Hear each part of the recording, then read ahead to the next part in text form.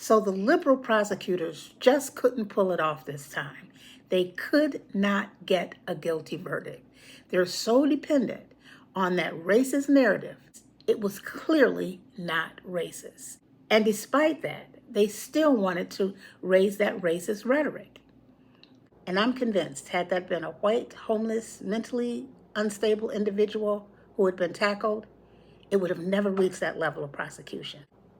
So this case was so difficult for them because everyone, whether black or white, was afraid of Jordan Neely that day.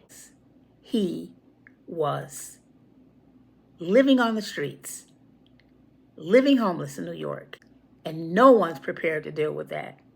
The liberal media, with all of their complaining and wokeness, there's no awareness about the plight of mental illness and how we should treat people with mental illness.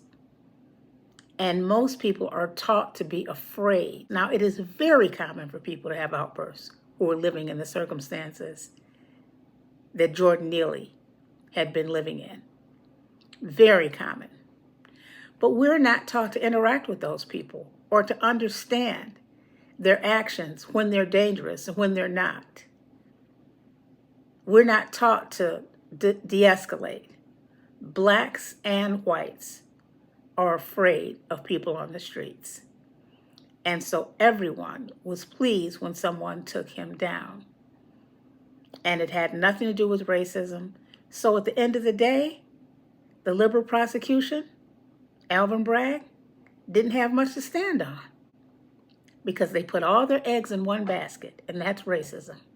And everything that happens isn't always racist.